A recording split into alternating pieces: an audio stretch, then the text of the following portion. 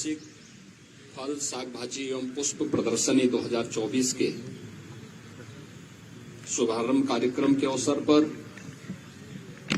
अपना मार्गदर्शन और आशीर्वाद प्रदान करने के लिए यहां पर उपस्थित प्रदेश की आदरणीय राज्यपाल महोदया, प्रदेश सरकार में मंत्रिमंडल के मेरे सहयोगी उद्यान मंत्री श्री दिनेश प्रताप सिंह जी, प्रदेश के मुख्य सचिव श्री दुर्गा शंकर मिश्र जी, कृषि उत्पादन आयुक्त श्री मनोज कुमार सिंह जी, आज के इस कार्यक्रम में उपस्थित हमारे सभी वरिष्ठ प्रशासनिक अधिकारीगण, अन्नदाता किसान बहनों और भाइयों, आज राजभवन प्रांगण में 55वीं प्रादेशिक फल साग भाजी एवं पुष्प प्रदर्शनी का शुभारंभ हो रहा है। इस अवसर पर औद्यानिक फसलों के माध्यम से अपनी आमदनी को कई गुना बढ़ाने वाले सभी अपने अन्नदाता किसानों का मैं प्रदेश सरकार की ओर से हृदय से अभिनंदन करता हूं, स्वागत करता हूं। मुझे प्रसन्नता है कि प्रतिवर्ष यह आयोजन राजभवन प्रांगण में होता है और बड़ी रुचि के साथ प्रदेश के औद्यानिक फसलों में अपनी आमदनी में रुचि रखने वाले और प्रदेश के विकास में अपना योगदान देने वाले हमारे किसान बंधु इस अवसर पर आकर के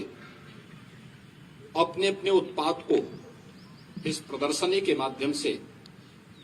प्रदेशवासियों के सामने रखने का कार्य करते हैं।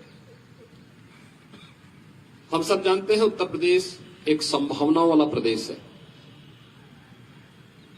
भारत की आबादी का 16% हिस्सा अकेले उत्तर प्रदेश में निवास करता है। भारत की कुल कृषि योग्य भूमि का मात्र 11% उत्तर प्रदेश के पास है, लेकिन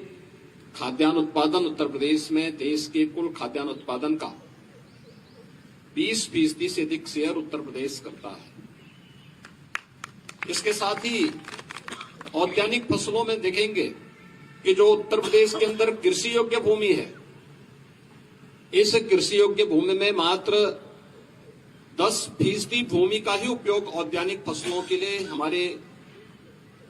किसान बंधु करते हैं, जबकि 10% भूमि में एग्रीकल्चर की कुल जीडीपी है,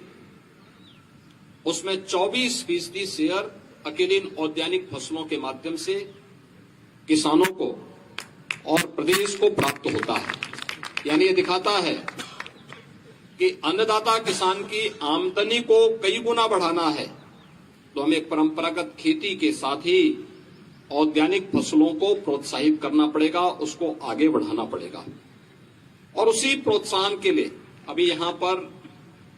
प्रदेश के कुछ प्रगतिशील किसानों को आदरणीय राज्यपाल महोदय के कर कमलों से सम्मानित भी किया गया। उन्होंने अपने क्षेत्र में कुछ अच्छा किया है, नयापन करने का प्रयास किया है। कहीं ड्रैगन फ्रूट के माध्यम से, कहीं पे स्ट्रॉबेरी के माध्यम से, कहीं पे पुष्पों की खेती के माध्यम से, कहीं पर पॉली हाउस के माध्यम से कुछ नयापन करने या कुछ नई तकनीक अपना करके ड्रिप इरिगेशन के माध्यम से कुछ नयापन करने का प्रयास किया है। यह आज के समय में जब डबल इंजन की सरकार उन्हें हर प्रकार का प्रोत्साहन दे रही है, सहयोग कर रही है, उन स्थितियों में उनके सामने आगे बढ़ने का एक अवसर है। और हम सब आभारी हैं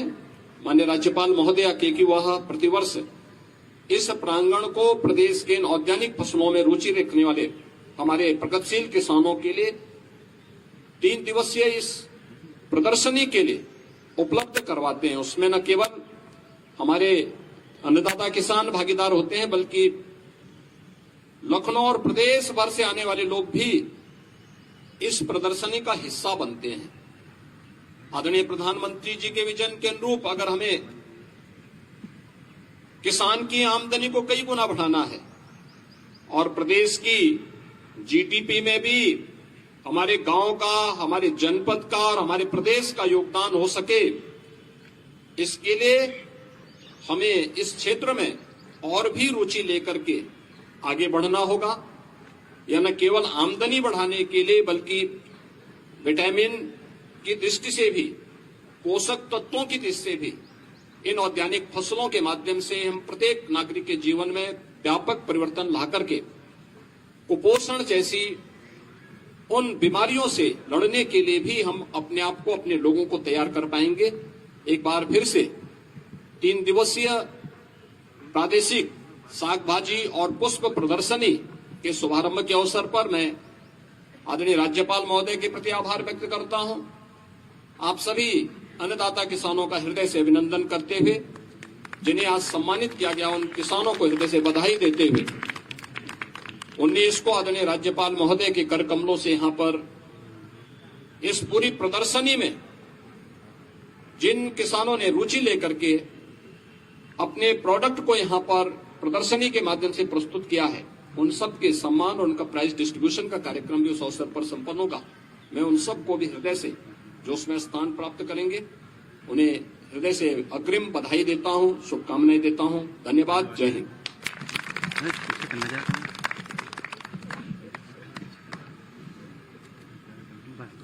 आप सभी से ये निवेदन कि राष्ट्रगान की धुन के सम्मान में अपने अपने स्थान पर खड़े हो जाएं।